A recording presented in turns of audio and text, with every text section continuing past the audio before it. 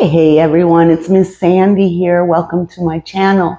Today I'm going to share with you a story, and at the end of the story I'm going to share with you 2 life quotes that I would love to hear your thoughts on. The story begins with a man in his 70s, his wife, his son's wife, and his granddaughter to take a trip to South Africa.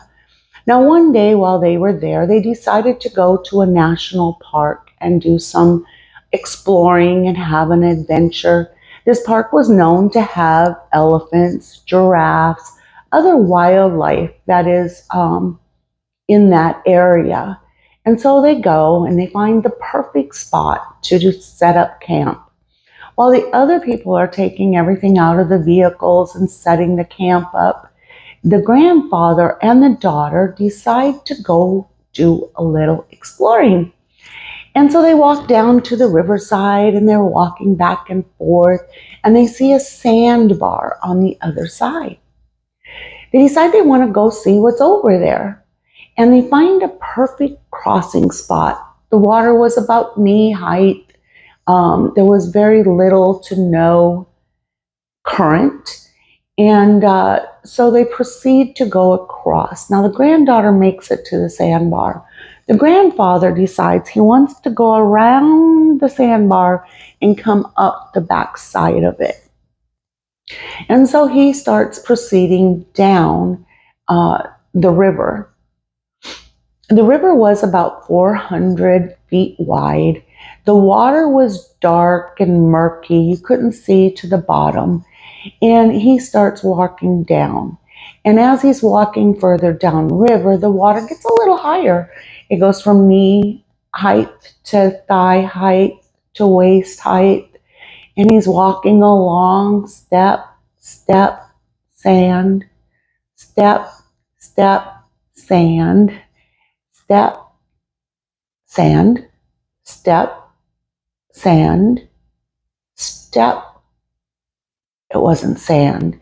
It was something hard and crusty and knobbly.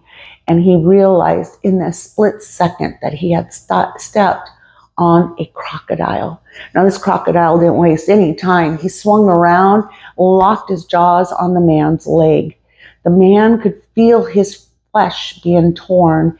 He could hear the bones breaking, kind of like a piece of wood when you break it and it goes click, click, click, click. He could feel the bones being crushed. And he knew he was in trouble. Croc was a big croc. It was about 2 times the size of this man in length. This man was pretty tall. The crocodile starts thrashing him back and forth, and the man is trying to stay upright on his good leg, but it wasn't happening. For whatever reason, the croc lets go of the man, and the man thinks, oh, maybe I'm going to get out of this, only for the croc to come back down on his leg and crush it some more. Continuing to thrash about back and forth, and the crocodile has a really good ability to open his jaws and shut them again over and over and over in rapid succession. He throws the man up in the air, and again the man thinks, oh, I might get out of this alive, only to have the croc take him deeper into his mouth. He's now eye to eye with the crocodile, and he knows he's in deep trouble. This is probably where his life is going to end. He tries to pry the croc's mouth open, but of course he couldn't. The croc was way too strong for him. And he's getting worried. He's bleeding profusely. He's in a bad place because this croc is relentless. After throwing him in the air and bringing him down several times, the croc releases him only to swing around and take him by his upper body. So once again, his head is out of one side of the jaws, his lower body out the other side of the jaws. Now he's losing strength. He can feel the flesh tearing where the croc had locked down on his chest. The croc is continuing to thrash back and forth. And the man is like, I can't fight this crocodile. He's much too strong for me. But he decided to try one last thing. And he takes his two thumbs and he digs as deep as he possibly can into his eyes, hoping that the pain would cause him to release him. But it had no effect on him. So he does it one more time and he digs him as hard as he possibly can, as far in as he possibly can, and still no effect on him. The croc started swimming downriver. And the man knew that the crocodile was going to take him to deeper water, pull him down to the riverbed, and drown him, and then feast on his body as its meal for the day. He knew at most he might have a couple minutes, most likely just a few seconds before he drowned. There was 2 park rangers that came up on the scene, and they started shooting their guns into the water, again hoping that maybe it would startle the crocodile and the croc would release the man. But that didn't happen, and the croc continued to swim downriver. And then, for no known reason, the croc releases the man. And by now he has lost an enormous amount of blood, and he has absolutely no strength left. And he can't see where the croc went. He doesn't know if the croc swam off or if the croc is going to do what it's been doing, just coming back and chomping down on him.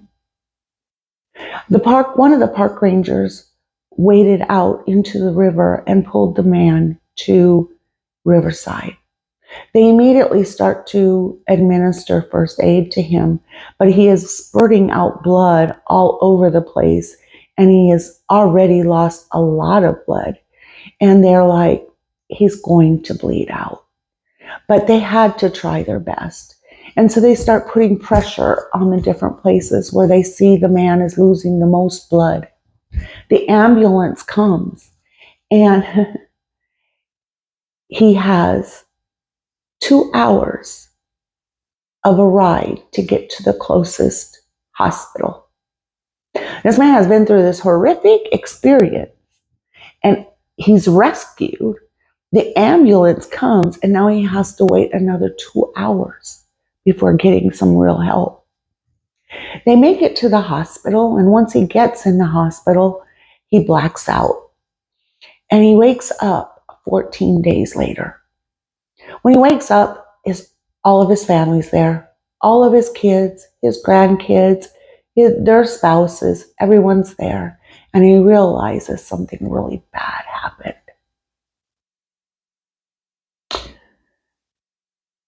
This man had flesh completely ripped from his arm here, like not just a little bit of flesh where you get a little bit of skin, no, all the way in and out.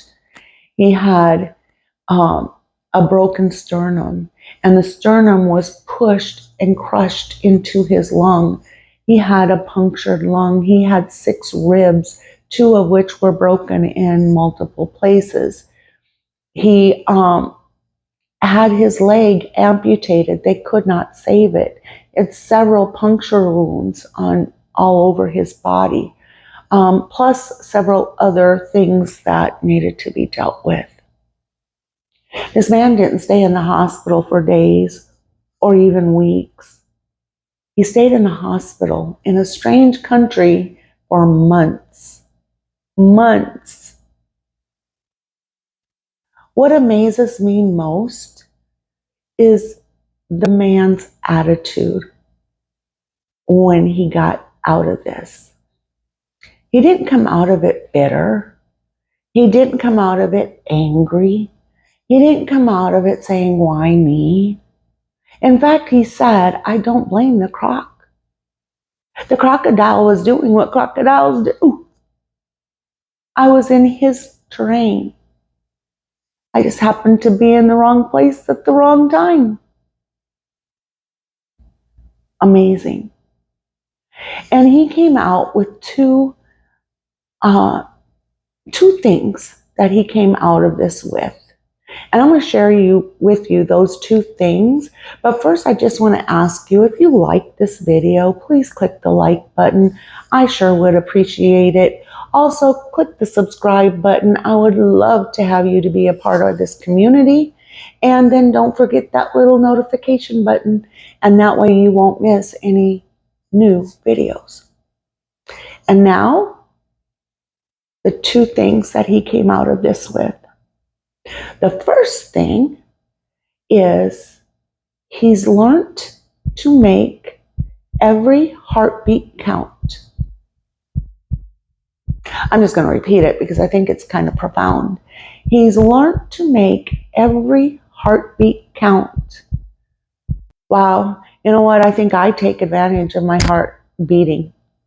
You know, it does it on its own and it does it really well. And I kind of take advantage of it and don't consider how blessed I am that my heart continues to pump. But second of all, he said, every day past 60, every day past 60 is bonus time.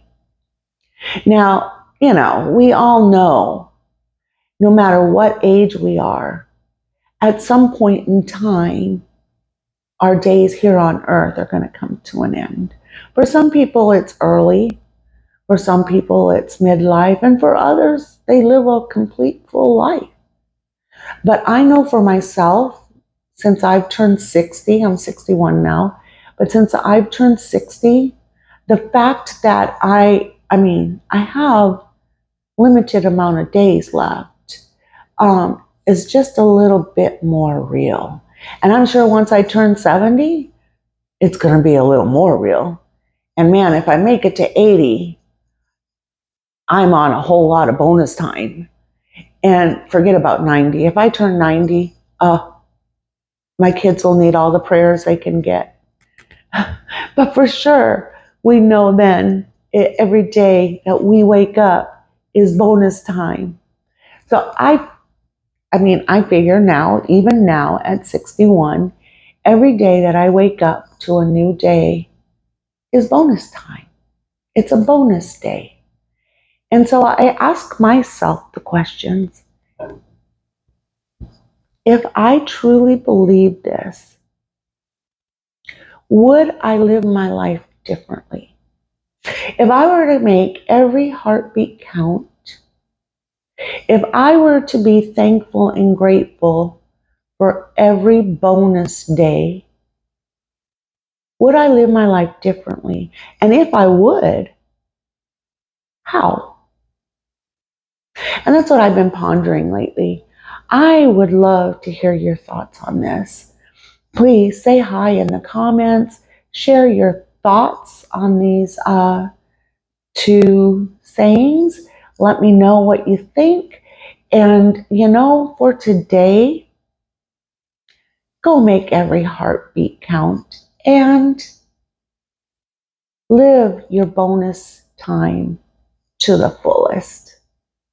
And so until next time, be safe and be blessed.